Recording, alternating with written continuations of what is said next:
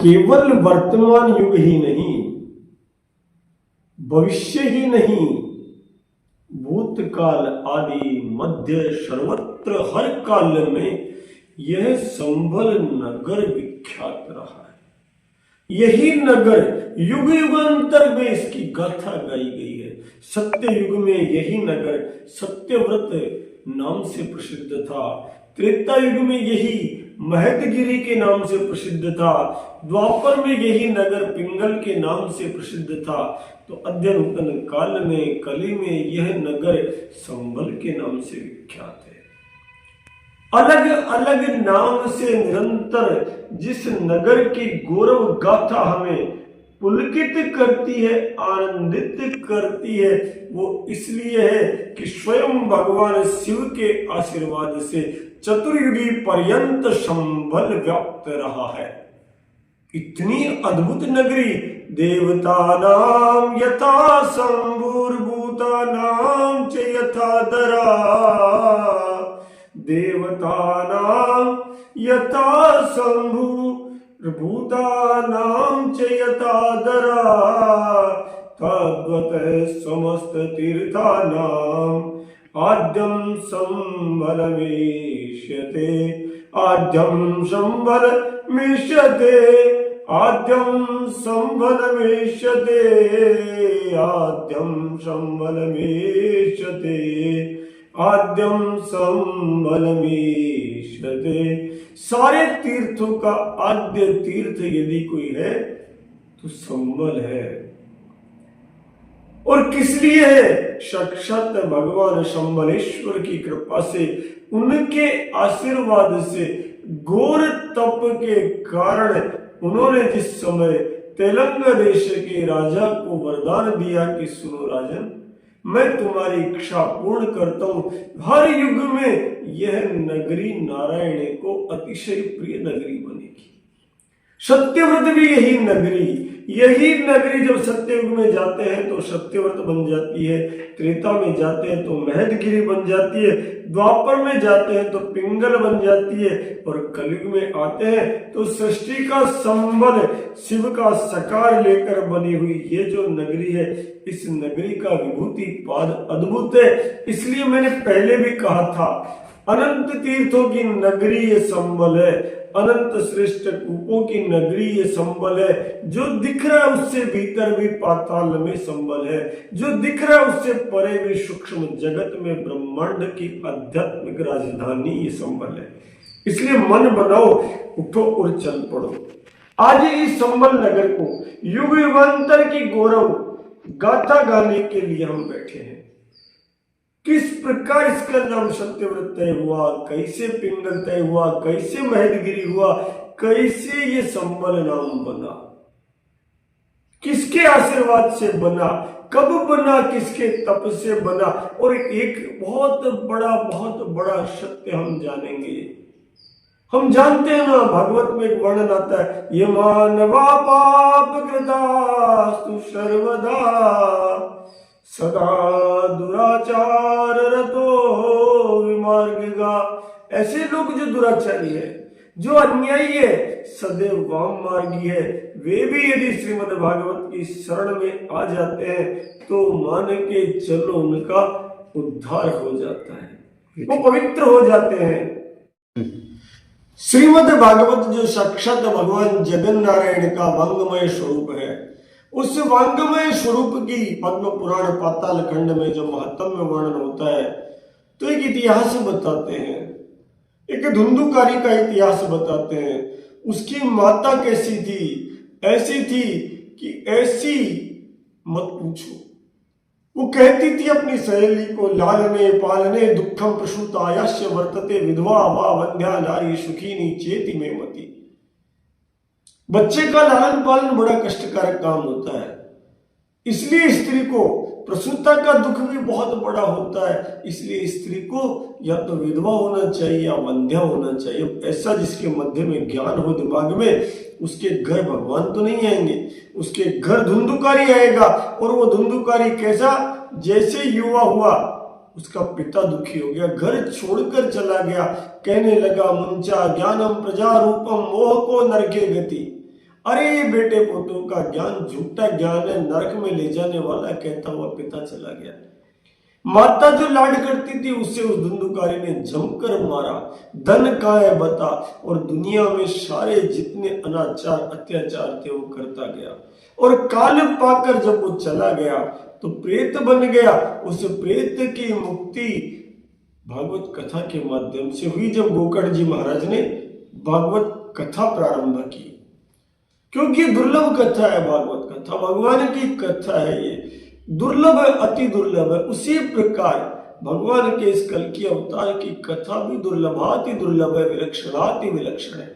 आज हम स्कंद पुराण के 3 अध्याय से जानेंगे कि किस प्रकार इस महान नगरी का गौरव है। क्या महानता इस नगरी की कि यहाँ कोई मृत्यु को भी प्राप्त हो जाए तो भी उसका उद्धार हो जाता है। अरे जीते जी चलो तो मुक्ति, जीते जी बोलो तो मुक्ति। संबल का महात्म्य मैंने कल कहा था, जीते जी संबल को गाओ तो मुक्ति, और जीते जी नहीं, अगर संबल की भूमि पर प्राण छूट जाए तो भी मुक्ति, तो भी यम की पास नहीं मिलेगी अगर कोई संबल चला जाए तो। ये चर्चा करते हुए भगवान स्कंद कहते हैं, सुनो विप्र महाभाग, हे महाभाग, हे ब्राह्मण, सुनो तुम्हें एक इतिहास बताता हूं।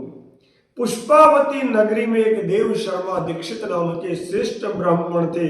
उन देव शर्मा के घर में काल पाकर एक पुत्र हुआ।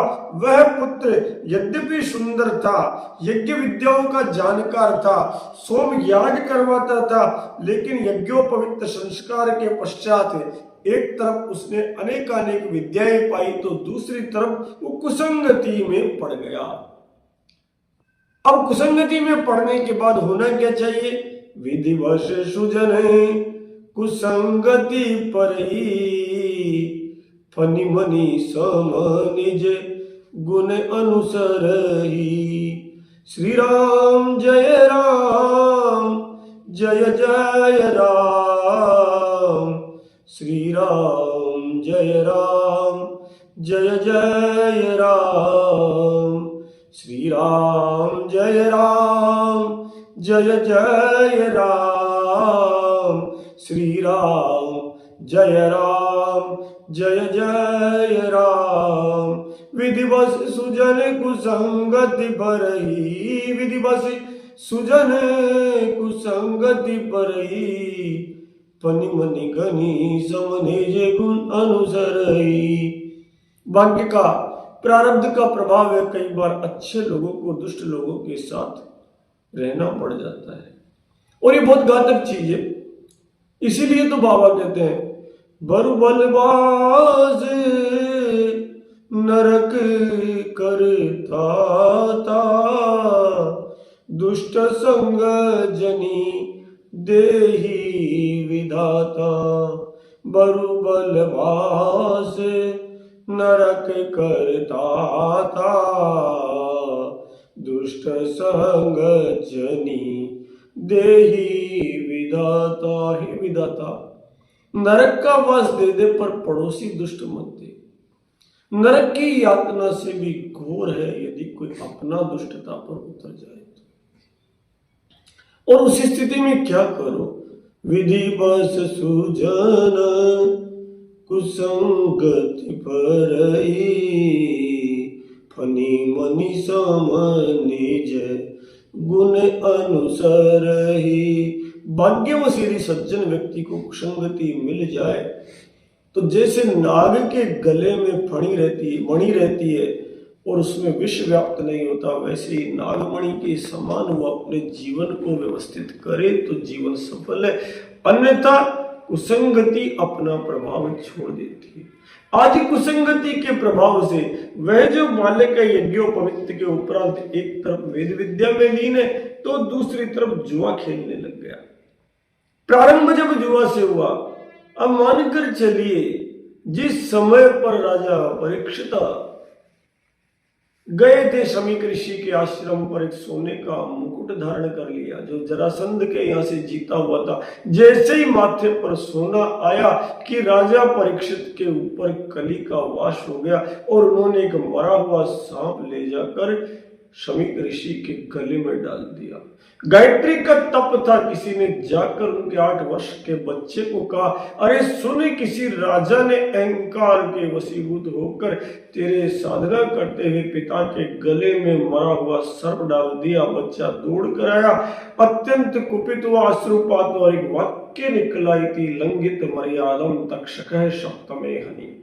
एक ब्रह्म वाक्य निकला, इति लंघित मर्यादम तक्षकः सप्तमे हनि। भागवत का आधार बन गया ये वाक्य। जिसने मेरे पिता की मर्यादा भंग की, 7वें दिन तक्षक नाग उसे खा जाए। ये नहीं देखा ये कौन है। और इसीलिए परीक्षित को बचाने के लिए शब्द बाण की रचना जो भगवान वेद व्यास ने की थी, उसे सुखदेव मुनि ने सुनाया। पूरी भागवत इस एक वाक्य से प्रारंभ हो गई। वही स्थिति यहां है। सोने का मुकुट धारण करने पर परीक्षित के मन में मोह पैदा हो जाता है। उसी प्रकार उस दीक्षित कुलोत्पन्न ब्राह्मण बालक के मन में जुआ खेलने का मोह हो गया।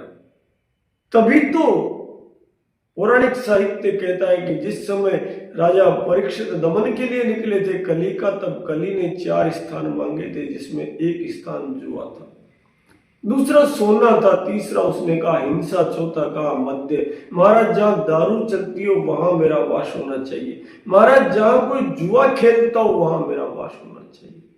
अरे महाराज जहां हिंसा होती हो वहां मेरा वास होना चाहिए। जो स्वर्ण के लालायित हो, हिरणाक्ष हो, हिरण्यकश्यप हो, उनके यहाँ मेरा वास होना चाहिए।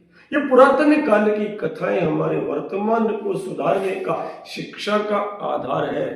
हम विचार करें कि आज भी अनेक रूपों में जो जुआ प्रचलित है, जिसे चाहे हम शेयर मार्केट कहें, चाहे कुछ और कहें। अब देखो ना, सुबह 10 बजे से अशांति प्रारंभ होती है, जब तक वो मार्केट चलता है जो खेलता है वो पागल हुआ रहता है, और अंत में कारक कौन है इसका? राहु है, इसलिए कष्ट पाता ही पाता है।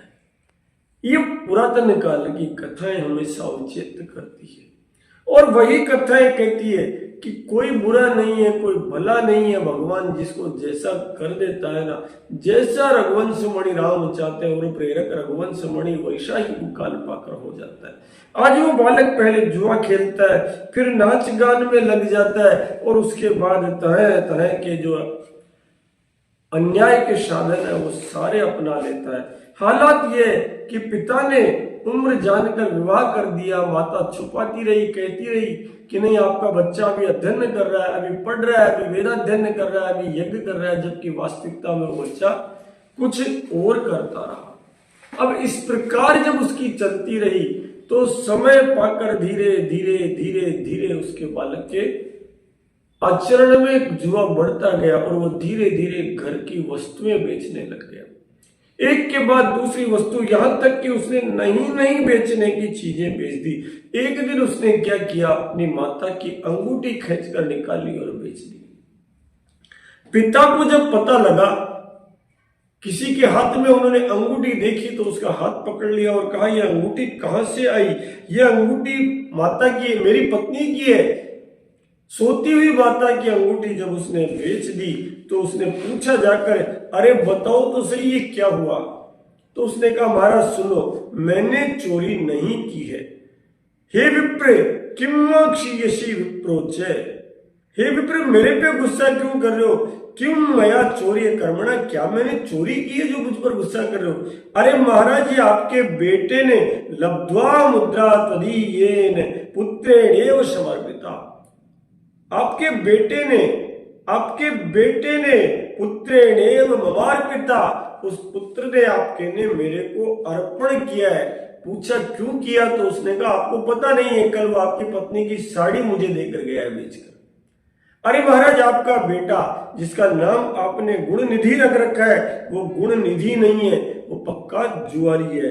अब जब पिता को ऐसा पता लगा तो पिता तो घबरा गया, और घबरा करके बच्चे से कहा उत्तिष्ठा नय दर्भांबु, अरे मैं तुझे तिलांजलि देता हूं, तस्मै वध्या तिलांजलि, तुझे तिल अंजलि देता हूं, जा तू मेरे लिए जीते जी मर गया, चला जा तू, इससे बढ़िया तो मैं अपुत्र ही रह जाता। मुंचा ज्ञानम प्रजारूपम मोह को नरके गति, विवेकम तु समाशध्यम तज संसार वासनाम।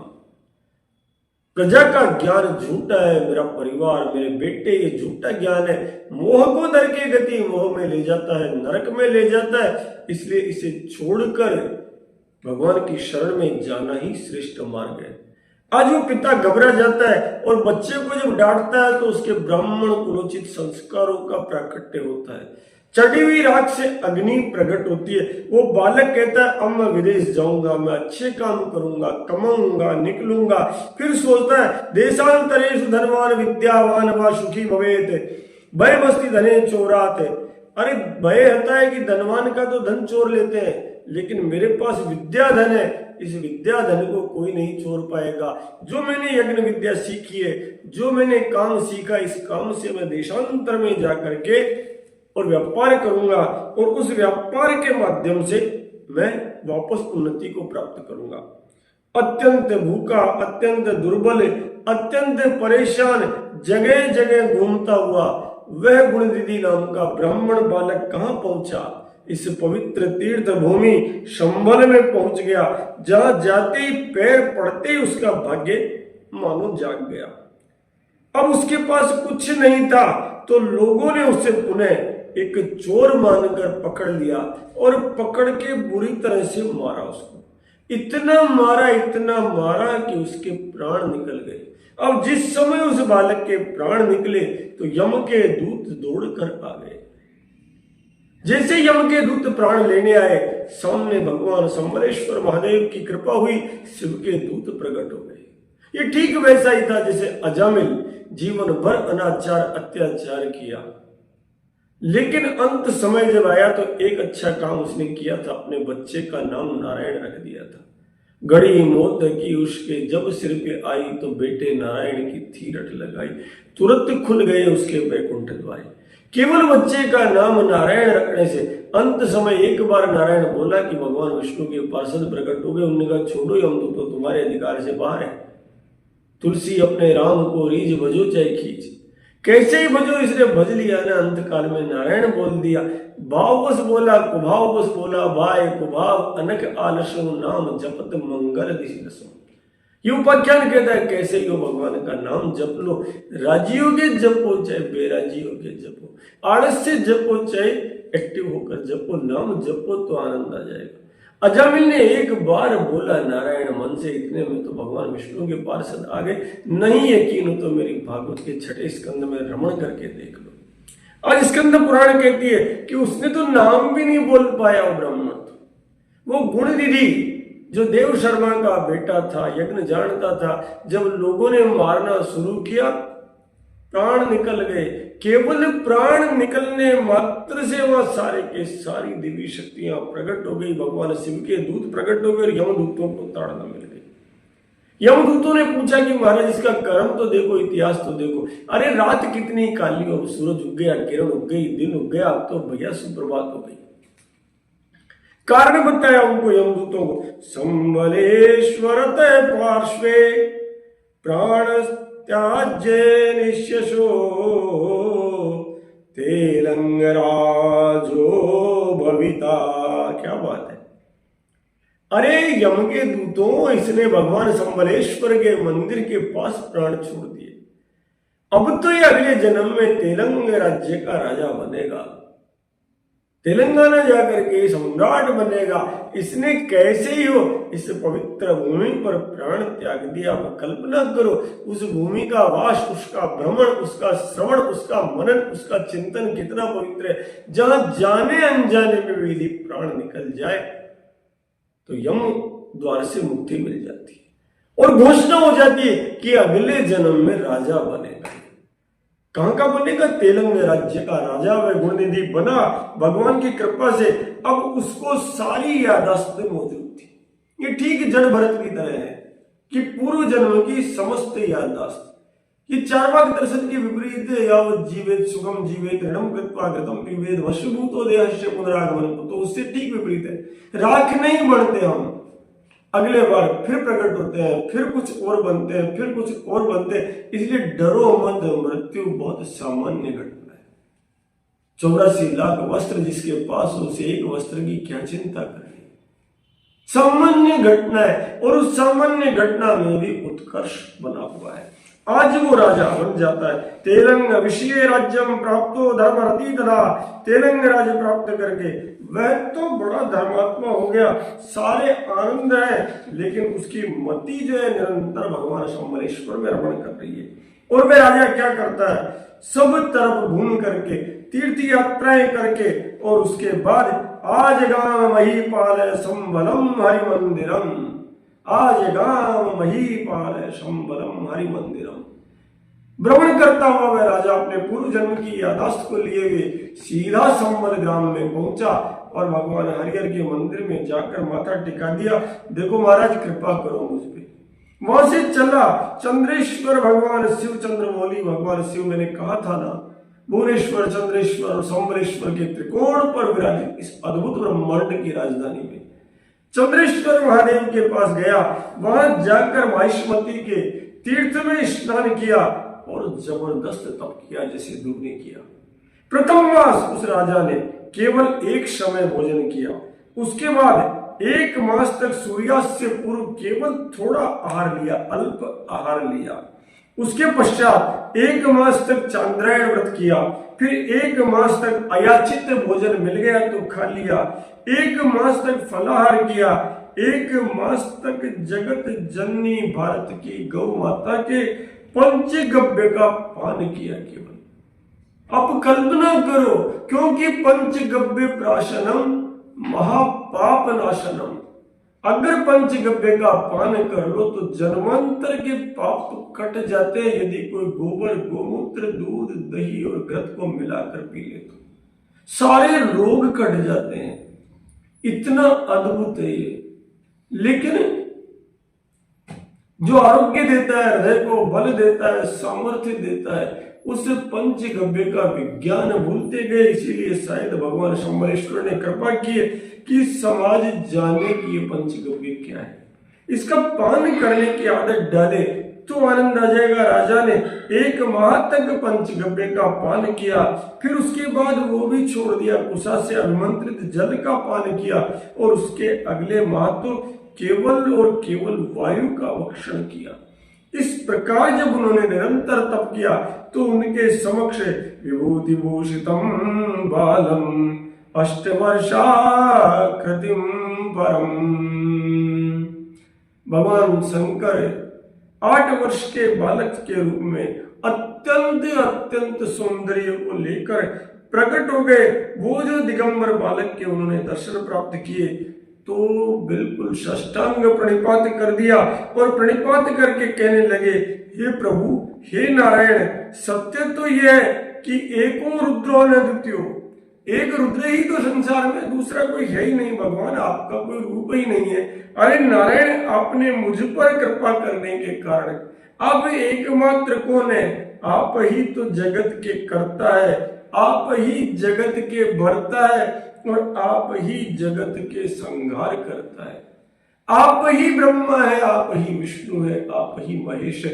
तभी तो हमारे पूर्वज हजारों वर्षों से गाते आ रहे, जय शिव ओंकारा, प्रभु रट शिव ओंकारा, ब्रह्मा विष्णु सदा शिव हरदांगी धारा, ओम हर हर हर महादेव, एकानन चतुरानन पंचानन राजे। एकानन भगवान विष्णु, चतुरानन भगवान ब्रह्मा, पंचानन भगवान शिव।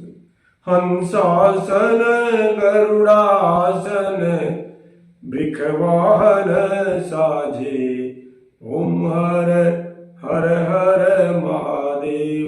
एक हंस पे विराजमान है, एक गरुड़ पर विराजमान है, एक नंदी पर विराजमान है।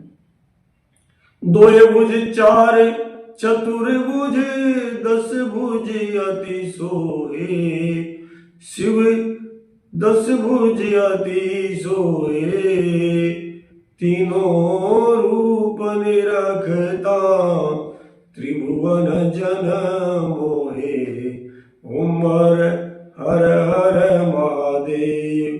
अक्षमाला बनमाला, अक्षमाला किसके पास है? ब्रह्मा जी महाराज के पास। वही शिव है, वही विष्णु है। अक्षमाला बनमाला मुंडमाला धारी, शिव मुंडमाला धारी, चंदन मृग मद चंदा, चंदन मृग मद चंदा, भाले शुभकारी, ओम हर हर हर महादेव। बहुत वंदना की हमारे पूर्वजों ने, तीनों को एक बताते हुए। और अंत में पता है क्या कहा है? ब्रह्मा विष्णु सदा शिव जानत अविवेका। वो मूर्ख है जो कहता है ब्रह्मा अलग है, विष्णु भगवान अलग है और शंकर भगवान अलग है। तीनों के तीनों इस ओंकार में एक जगह है। ब्रह्मा विष्णु सदा शिव जानत अविवेका, प्रणवाक्षर के मध्य ये तीनों एका, ओम हर हर हर महादेव। और हरिहर की नगरी ने तो ये सिद्ध ही कर दिया, संबल ने तो ये सिद्ध ही कर दिया। वो स्तुति करता है, भूमो निपपात राजा से दंडवत प्रापदति हर्षम, पैरों में गिर जाता है राजा। अरे ठाकुर, तीनों रूप तुम्हारे आज आपने दर्शन दे दिए। 8 वर्ष के बालक के रूप में, 16 वर्ष का मेरा कानूड़ा नित्य किशोर, 16 वर्ष के सुखदेव मणि, द्वयष्ट वर्षम, और 8 वर्ष के मेरे शंकर भगवान दिगंबर अवस्था में। हाँ, नागो फिरे कई मांगनो देखने ठाडो कछु जनी मांगी है थोड़ो। खुद तो दिगंबर है, लेकिन पता है क्या कहते हैं? अरे कोई कमी नहीं है, कितना मांगना है मांग ले रहे। यहाँ ईशान कोण के मेरे दाता, कितनी वंदना करो उनकी।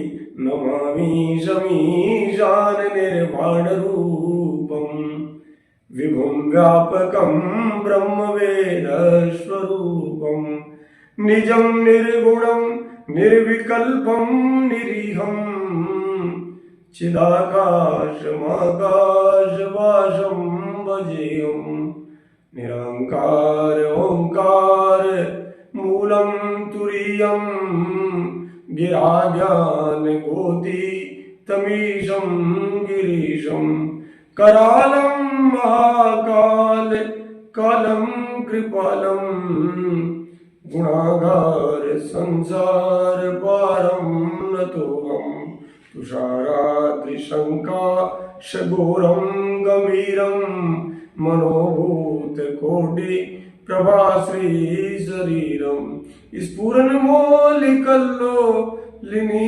चारु गंगा, लसद बाल बालेन्दु कंठे भुजंगा, चलत कुंडलम रु सुनेत्रम विशालम, प्रसन्नाननं नीलकंठम दयालम, मृगाधीश चर्मांबरम मुंडमालम,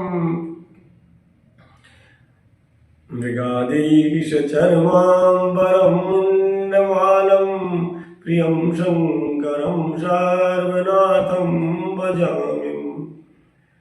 न जानामि योगं जपं नेव पूजां, न तोऽहं सदा सर्वदा सम्भुतुभ्यं, जरा जन्म दुःखोऽज्ञतातप्यमानं, प्रभो पाहि आपन नमामीश शंभो।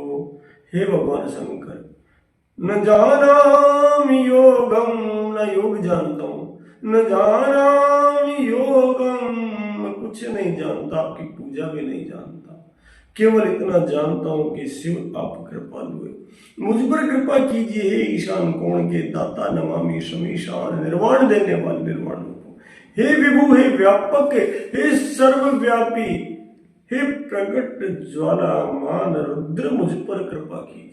इस प्रकार जब वो वंदना करता और करते करते स्तुवेति भूमो निपपात राजा से दंडवत प्रापदति हर्षम, चरणों में लौट जाता है, साष्टांग में प्रणिपात करता और कहता है महाराज मुझे बस आपकी शरणागति दो तो भगवान तो मत जन प्रिय। भगवान शंकर प्रसन्न हो जाते हैं, कहते हैं सुन रे राजा, अरे तेलंग देश के राजा, अरे पूर्व जन्म के गुण निधि।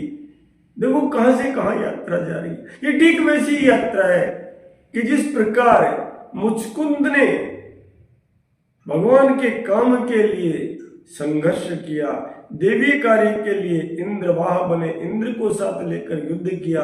त्रेता युग में, द्वापर युग में वही मुचकुंद फिर प्रकट हुए और कलयुग में वही मुचकुंद नरसिंह मेहता बने।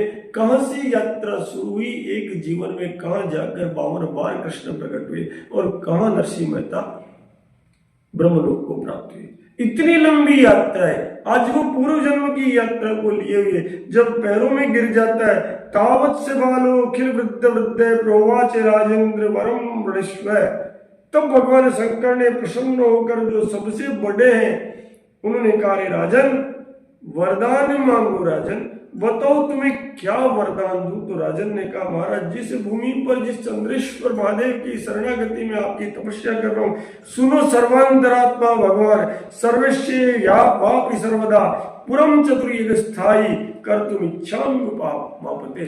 महाराज ये जहां मैं आपकी वंदना कर रहा हूं, आप अंतर्यामी घट घट को जानते हैं। मेरी हार्दिक इच्छा है कि चतुर्युगी में यह नगरी लोक विख्यात रहे, ये नगरी सर्वदा रहे। हे भगवान बस इतनी सी मेरी इच्छा है। ततः प्रसाद्याज्ञम, बस छोटे सा इतना सा प्रसाद चाहिए। भगवान प्रसन्न हो गए। अरे सुनो राजन, मम प्रसादात राजेंद्र, ये जो पुर है ना ये तो सदैव प्रसिद्ध रहेगा, ये संभल सदैव प्रसिद्ध रहेगा। सत्य सत्यव्रतो नाम त्रेतायाम च महदगिरी द्वापरे पिंगलो राम कलो संभल उच्चते। सुनो राजन, भगवान शंकर ने कहा सत्ययुग में सत्यव्रत नगर के नाम से विख्यात होगा, त्रेता युग में महदगिरी के नाम से विख्यात होगा, द्वापर में यह नगर पिंगल नाम से विख्यात होगा और कलयुग में यह नगर संभल नाम से विख्यात होगा। युगे युगे महाराज विख्यातम भूतले पुरम, पूरे भूतल में ये युग में हर युग में ये जो नगर है ना राजन, ये परम विख्यात नगर होगा। ऐसा कोई युग नहीं होगा जिसमें इस नगर की महत्ता नहीं होगी। इसलिए बल भाग भयो बड़े संभल को, हरिजू हरि के मंदिर आए। भूतकाल का संबल, मध्यकाल का संबल, भविष्य काल का संबल। बाजत डंक असंख सबे, रण रंग तुरंग नचावेंगे, कसी बान कमान गदा पर साकर, सूल त्रिशूल भ्रमावेंगे। गणदेव अदेव पिशाच पड़ी, रण देखी सबे हर्षावेंगे।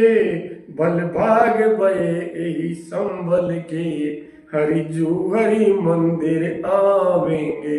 सत्यव्रत नगरी के भाग्य बहुत बड़े हैं, महदगिरी नगरी के भाग्य बहुत बड़े हैं, अरे पिंगल नगरी के भाग्य बहुत बड़े हैं, इस संभल के भाग्य बहुत बड़े हैं। युग युगांतर की इस नगरी के भाग्य बड़े हैं। क्यों बड़ा है भाग्य? अवतार महाविष्णु कल के परमवाद्भुतम, पठताम श्रुणवताम भक्त्या सर्वा अशुभ विनाशनम। भगवान महाविष्णु का अवतार है जो परम अद्भुत है, कल के परम अद्भुतम, परम अद्भुत अवतार यदि कहीं होगा तो संभल में होगा। वो होगा तो कलयुग में संभल ग्राम में होगा। सत्ययुग के सत्यव्रत नगर में यहाँ भगवान प्रकट हो रहे हैं।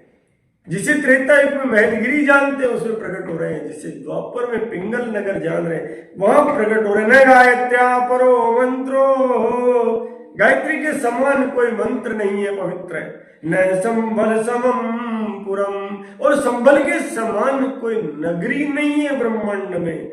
न कृष्णेन शवो देवो, न सत्यात्पादकम परम, कानुड़ा के बराबर कोई देवता नहीं और सत्य के समान कोई पाप नहीं, गायत्री के समान कोई मंत्र नहीं और संभल के समान कोई नगरी नहीं।